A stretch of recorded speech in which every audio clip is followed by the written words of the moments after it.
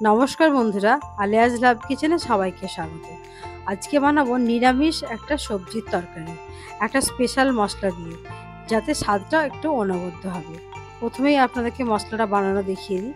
এখানে আমি নিয়েছি ধনে, জিরে, শুকনো লঙ্কা আর গোলমরিচ। এটা আমি এখানে নিয়েছি ধনে 2 চামচ, 1 চামচ জিরে আর 1 চামচ গোলমরিচ আর কয়েকটা শুকনো লঙ্কা।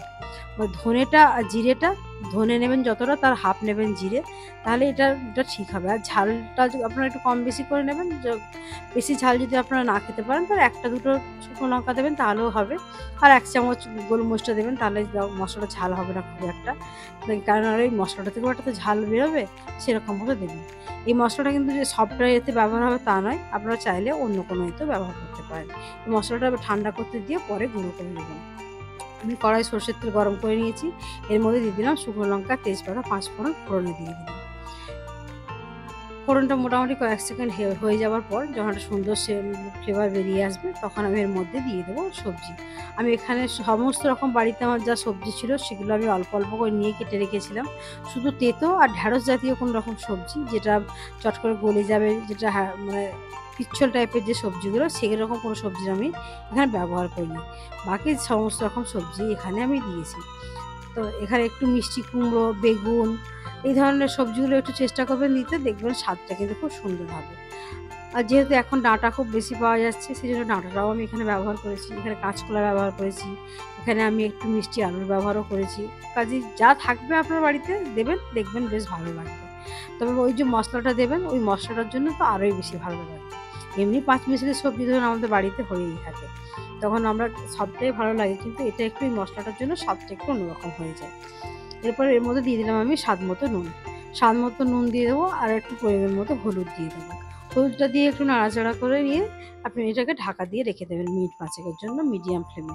মিডিয়াম ফ্লেমে দিয়ে দিলে কী হবে, সবজিগুলো চট করে একটু নরম হয়ে যাবে। একটু চট করে নরম হয়ে গেলে আপনার রান্নাটা করতে খুব সুবিধা হবে।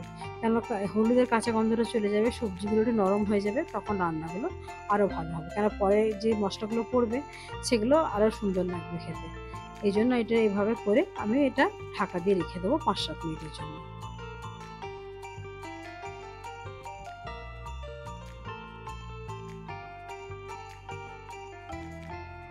দেখি 5-7 মিনিট পর আমি খুলে দেখবো ঢাকনাটা, যে কীরকম হয়েছে আমার সবজিটা, যে আমার সবজিটা কতটা নরম হলো। দেখুন সবজিটা ঢাকা খুলে দেখার পরে বুঝতে পারছেন যে সবজিটা আমার কতটা নিচে চলে গেছে, মানে কতটা নরম হয়ে গেছে বলেই সবজিটা কিন্তু আমার অনেকটা নিচে চলে গেছে। কিন্তু প্রথমে যখন দিয়েছিলাম প্রায় কড়াটা ভর্তি হয়েছিল।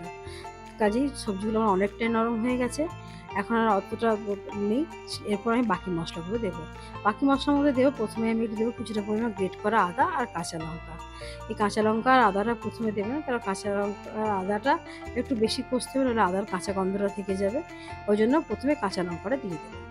এই কাঁচা লঙ্কা আদাটা দেওয়ার পর মিনিট দিয়ে একটু কষিয়ে নেবেন, যাতে আদার কাঁচা গন্ধটা চলে যায়। এরপর বাকি মশলাগুলো আস্তে আস্তে আপনি দিতে থাকুন। যেমন একটু ছোটো চামচের 1 চামচ আমি দিলাম জিরের গুঁড়ো, 1 চামচ দিলাম ধনের গুঁড়ো। এগুলো সব মশলাগুলো দেওয়ার পরেও বেশ কম আঁচ করে 3-4 মিনিট আপনি একটু কষিয়ে নেবেন। কেন এখন তো কোনো রকম জলের ব্যবহার হচ্ছে না। একটু মশলাগুলো যদি আপনারা ভালো করে না কষিয়ে নেন, তাহলে কী হবে বলুন তো, মশলার মধ্যে একটা কাঁচা গন্ধ বেরোবে, তখন কিন্তু জিনিসটা খেতে ভালো লাগবে না।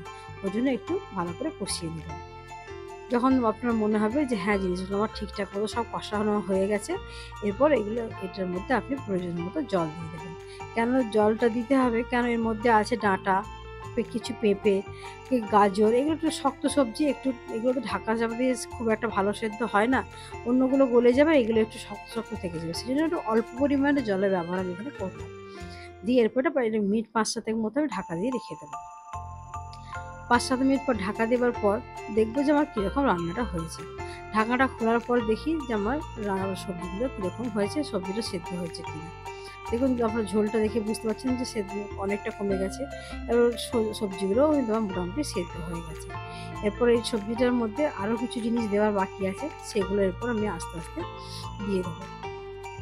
এটা নিরামিষ সবজি, নিরামিষ সবজির মধ্যে তো কিছু নুন মিষ্টির ব্যালেন্স লাগে, সেই জন্য এখনও পর্যন্ত কিন্তু আমি এর মধ্যে কোনো রকম মিষ্টিটা দিইনি।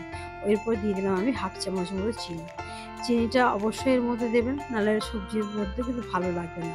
আর যে মশলাটা বানিয়েছিলাম সেই মশলাটা দিয়ে দিলাম 1 চামচ মতো, দিলেই কিন্তু আমার হয়ে যাবে। বন্ধুরা, আমার রান্নাগুলো যদি আপনাদের ভালো লেগে থাকে অবশ্যই আমার চ্যানেলটা সাবস্ক্রাইব করুন, আমার চ্যানেলের পাশে থাকার অনুরোধ রইল। ভিডিওগুলো লাইক শেয়ার করবেন, যদি কোনো জিজ্ঞাসা থাকে অবশ্যই কমেন্ট করবেন।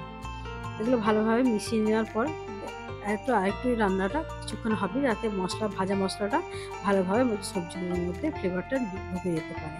চাইলে এর মধ্যে কেউ একটু 1 চামচ ঘি অ্যাড করতে পারেন বা নাও করতে পারেন। আজকে রেসিপিটা এখানেই শেষ হলো। সুস্থ থাকবেন, ভালো থাকবেন, ফিরে আসবো অন্য কোনো রেসিপি নিয়ে।